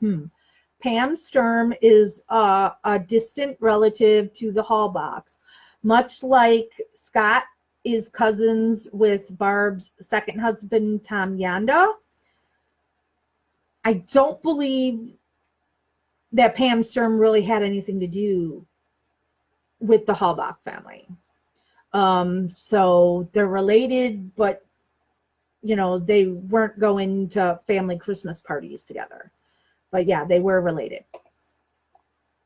Kimberly, Jax, how did you get so involved in this? You seem to be in the know. I watched Making a Murder the weekend it came out because there was a snowstorm here and I was snowed in for the weekend, so I binged it. And I became obsessed with it as soon as it was over. I had to look into where is this case now because it had occurred years ago, and me being in Illinois and it just being a state over, I'm like, okay, I've never heard of this.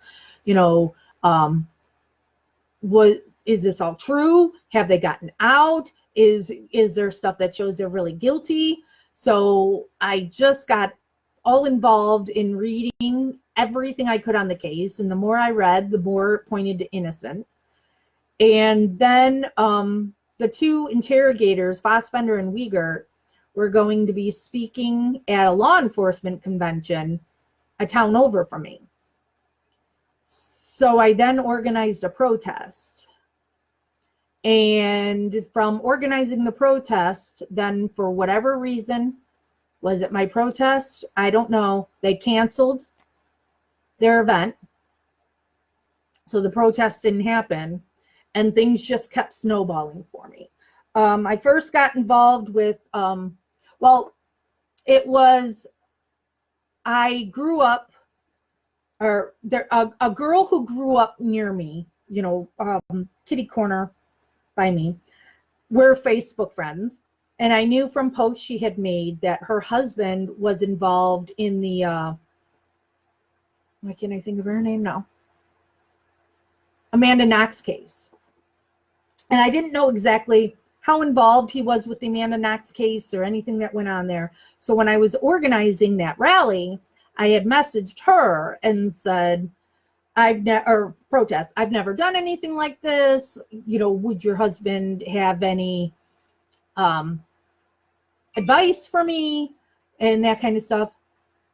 And so then she put me in contact with her husband, who turns out her husband is the founder of a group called Injustice Anywhere. And so he gave me a bunch of advice. And then he had said that Injustice Anywhere had decided to start advocating for Brendan's case and that they wanted to start a free Brendan page. And he asked me if I would admin it. And so I admin that group and I started writing articles for Injustice Anywhere, and things just kept snowballing and snowballing and snowballing. I have met the family. I was friends with Carla, his Stephen's niece at one point, not any longer. I was friends with Barb at one point, so Carla's been to my home. I've been to hers. I've been to Barb's home. I've never met Earl. I've met Chuck. I have visited with Dolores. I used to talk with Kayla. So I've talked to various family members. I've talked to the lawyers. I've attended Brendan's hearings. So I've, looked into the case a lot. So take that for what you want. 20 minutes left. Julie says, so exactly how many marshmallows do you have in the fire, girl? Can I get some of that motivation and energy from you? LOL. Seriously. Oh, well, like I said earlier, I was a field organizer for this, for 3 different candidates, and the election was yesterday, and all my candidates won. So So my time will be freed up because my job as field organizer was just for this election cycle, where that's why my boss was actually texting me to see if I could meet with them tomorrow, because I need to do an exit interview to officially end my contract with the Human Rights Campaign.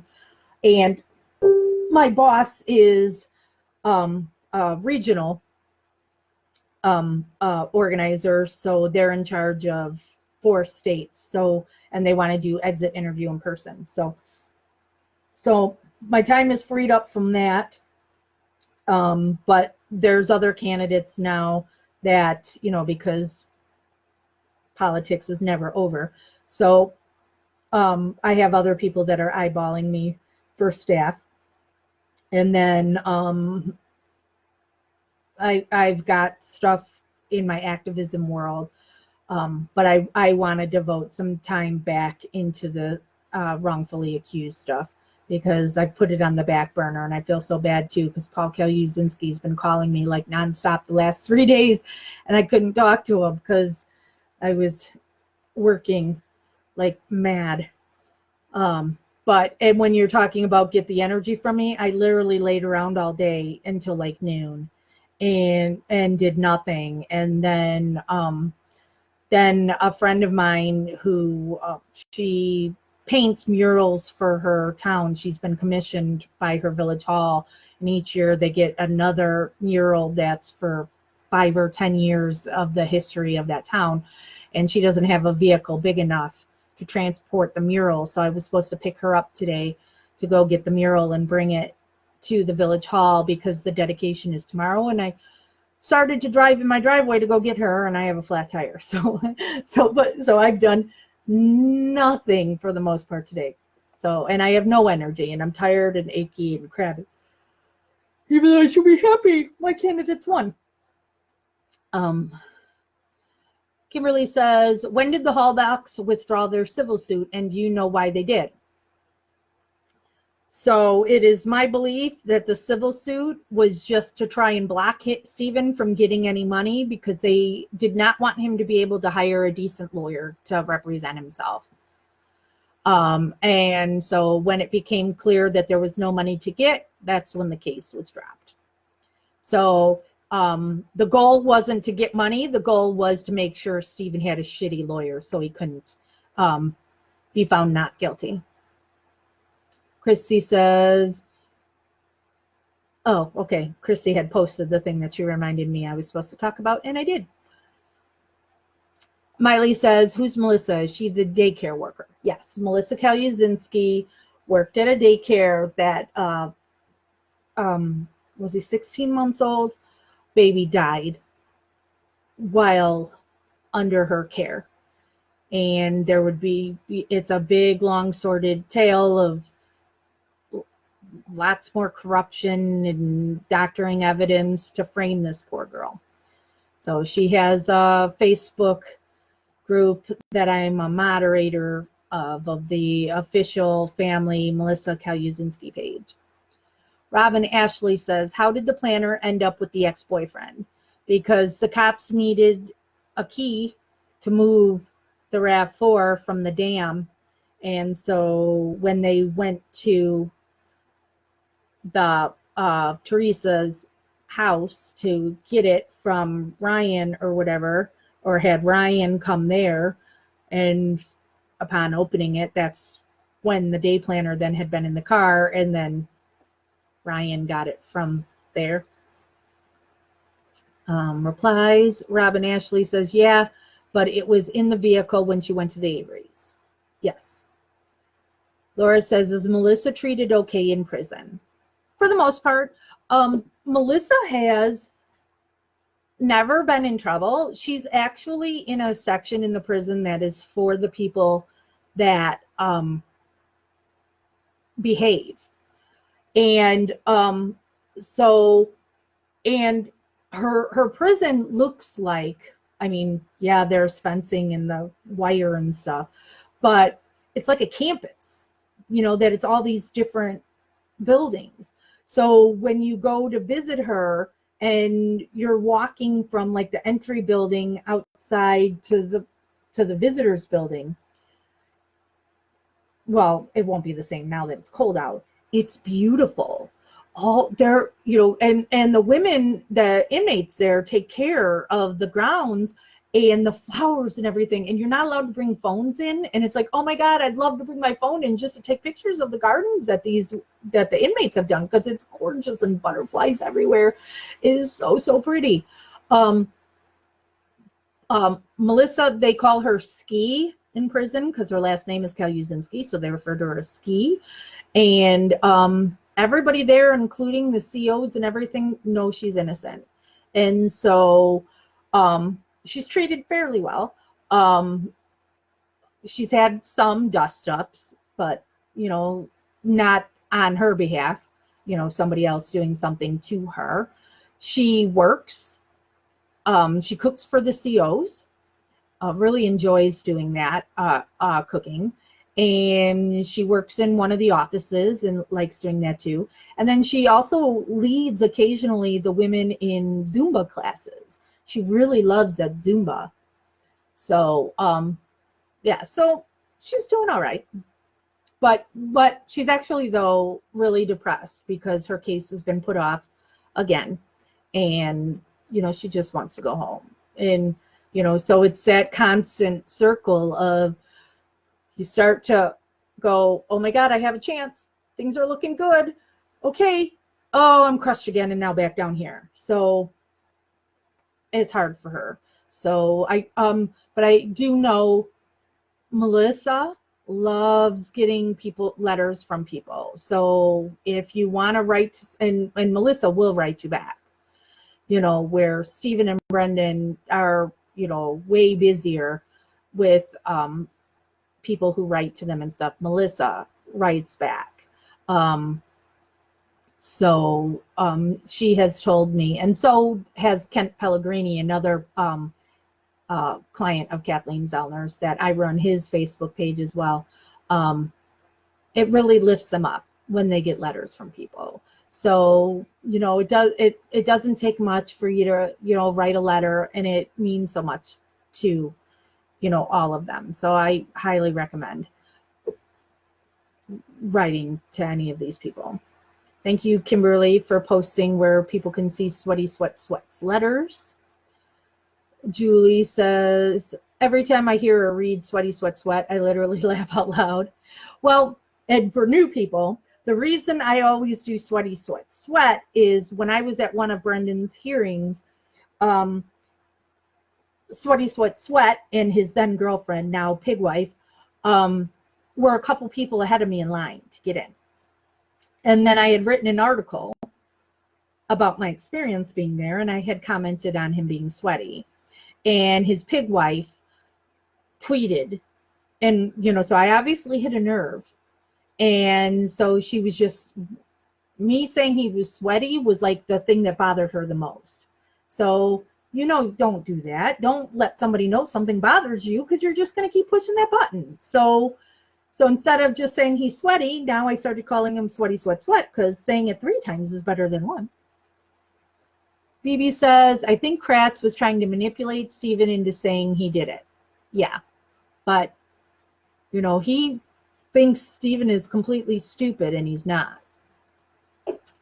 Jody says, wait a minute. Barb married her ex's cousin, oh Lord. Yes, she was having an affair with Scott while she was married to his cousin, Tom Yanda. Julie says, Krusty Kratz, Sweaty Sweat Sweat. Sorry, I can't stop laughing. Does Steve know Kratz has a new nickname? Someone has got to tell him, he'd laugh his ass off. I don't know if I've ever mentioned the Sweaty Sweat Sweat to him. Tori says, Jody and Stephen's first wife married Brendan's dad also. So Stephen's first wife, Lori Matheson, is married to Pete Dassey, Brendan's dad. So Jody is off drunk somewhere or in prison. Jody's not married to anybody related to the Avery family, as far as I know. Heather says, poor Dolores sitting there during Brendan's trial, listening to O'Kelly read his report, talking about a one-branch family and the gene pool needs to end there. And then, ugh. There's so much wrong with Michael O'Kelly, with the whole blue ribbon thing, that turns out he's the one that put that blue ribbon up on the church. It's just all a thing of manipulation and pathetic. And we got 9 minutes left. Reply. Sue says, what is the status or plans for Brendan's case since MAM2 finished? Well, Brendan's case was denied by the Supreme Court. So there's still things that can be done, but, you know, his case is further along than Stephen's, and so there's less that can be done. And I believe he's just kind of in a holding pattern right now to see what Zellner does for Stephen that hopefully will help him. Kimberly says, thanks so much, Jax. I can understand that snowball. Sounds like this case and a few others have taken over your life. They're lucky to have you here to spread awareness. I appreciate. Miley says, is Dolores just as quiet in person as she is on TV? Yeah, she is. I mean, I've only talked to her twice. One time when I was taking a video of what the bus driver would see. And then another time I went there purposely just to go visit her. And I wasn't there very long because, you know, I don't want to take up a whole lot of her time. I called her in advance. I have her number. And so I called her in advance and, you know, because I was going to Milwaukee for something else, which Milwaukee is like the halfway point to Manitowoc for me, from my house. So I'm like, all right, if I'm already halfway there.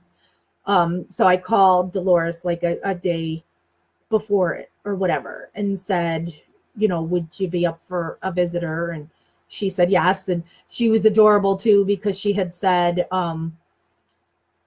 she might go run an errand in the morning, but it would be quick.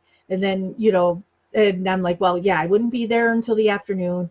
And I believe I only stayed like an hour, you know, because I don't want to take up a lot of her time. But I sat on the floor with her dog, Bandit. And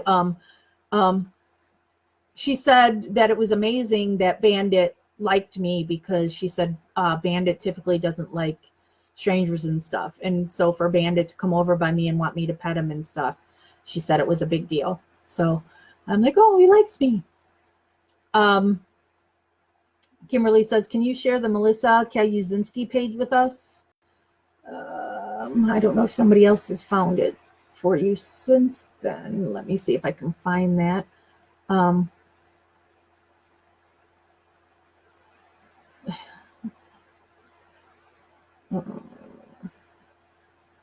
Why is it going into pending invites? Sorry, I'm like, okay, official. That's what it's called. Official Justice for Melissa Kaluzinski family page. Did it post? I don't know. I'm not down there. So hopefully it posted. And I haven't scrolled. There's 228 comments from where I'm at right now. So somebody may have already put it in here. How long was Melissa sentenced? I don't even recall, because again, I'm bad with numbers, but I think it's like the 30-something year thing. Christy says, I call him Sweaty because he seems a little obsessed with it. He says it an awful lot. Yeah, I know. Like the word sweat. Acts as Viagra for him or something. I know. Sweat. That's sweat DNA. Sweat. He's full of sweat. Zena says, what happened to Stephen's kids? Well, so like his twin boys were like a week or so old when the Penny Bernstein case happened. So those kids were raised without their dad. And so they just, and thinking that he wasn't ever going to get out or whatever, they just all went on with their lives. So Stephen doesn't really have any contact with any of his kids. It's really sad. Julie says, Stephen's ex-wife married Brendan's dad while Stephen was gone for 18 years. Did I get that right? The joys of small town living. Correct. It didn't work, but I see Christy posted it right after me. Whoop, whoop. Oh my God, and I'm all the way down at the bottom. Look at that, at 7:56 with 4 minutes to go. And then I'm going to lay down and do nothing for the rest of the evening. Binge watch some TV. So I am planning a trip to Manitowoc. I won't say when because there's people who don't like when I go there. So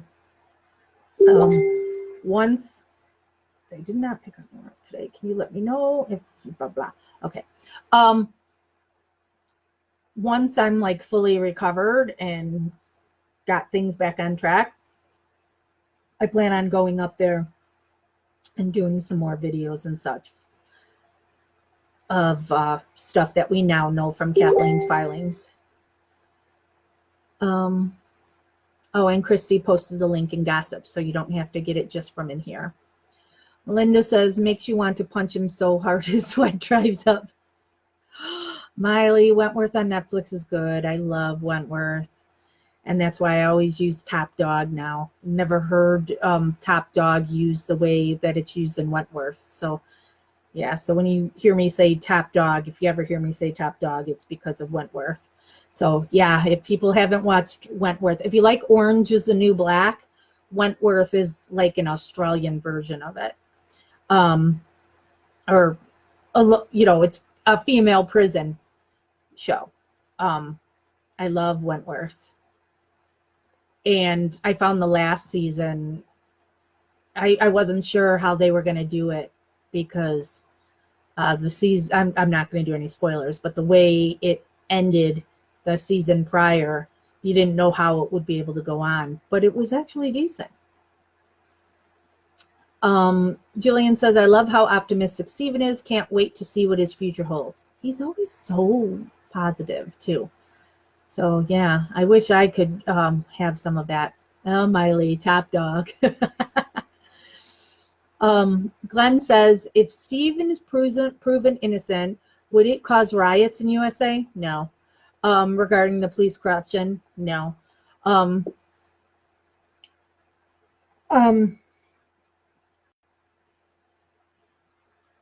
What to say on that? While there are hundreds of thousands of people who watch Making a Murderer, they're not really that invested. They think of it as a TV show. So that's also like why we have this MAM Gossip page, because if we talked about things on Stephen Avery Project, like we do here, they get pissy about it. They don't want to know. They don't care about that. Just what's going on now. You know, they don't want to hear about Penny Bernstein or blah blah. You know, they don't want to go in depth into the case because I think a lot of them don't really think about it as real life. It's just, oh, I love this show, like us talking about Wentworth. Oh, I love that show. I can't wait till the next season. And it's like, well, Wentworth is a fake show. That stuff's not really happening to those people. This stuff really happens to Steven. So there would not be any riots. They've had rallies the last couple years, and they're lucky if they get 50 people there. And it's the same few crazy fans who are, you know, they'll say they're supporters, but they're not. They're crazy, weird fans. And so, yeah, nobody's gonna care. Sadly, really, they're not. So what would happen if Steven is proven innocent? You'll have the same people that say that he's guilty will always say he's guilty, and then they'll bitch about it on Facebook. That'll be about the best of it. Natasha says Wentworth is better than Orange is the New Black. Yeah. You know, it goes back and forth. Sometimes there's, you know, a good thing in Wentworth that puts Orange to shame. And then there's things, oh my God, the last episode of this season of Orange, was it the last episode? The wedding, I cried. Sorry, I know you people don't care about that stuff. Kimberly says, can you tell us what you think of Kathleen suddenly targeting Sweaty on Twitter? She held back for so long. I am loving it. I don't know why she's come out swinging, but it's might also have something to do with Mrs. Sweaty Sweat being all vocal. Well, she's vocal all the time, but she sure likes dishing it out, and now Kathleen is giving her a taste of her own medicine, and you know she's no match for Kathleen. We're at 8:02, so we're past 2 minutes past. Melinda says, I wish there was more things we could do for Stephen and Brendan. I know, it's sad. So just be supportive and write them letters to brighten their day. So, Melina's saying, is it true that Teresa was pregnant? I have never heard that. So I don't know where they would have that information, that anybody would have that, since, you know, they didn't even find Teresa. So how would anybody know she was pregnant unless you've got some alleged doctor's filing or whatever? And Zena says, I messaged Kathleen on Facebook. She hasn't replied back. Kathleen doesn't reply back a lot of times. You know, I'll message her on something and sometimes she answers me and sometimes she doesn't. So, you know, she's busy, you know, so I don't ever get offended if she answers me or she doesn't. All right, so I gotta go. Boss is messaging me, friends messaging me, stuff's going on, all that. So now I have to take care of that before I can lay down and do nothing. So, all right, I'm gonna go. Everybody take care and we'll talk soon.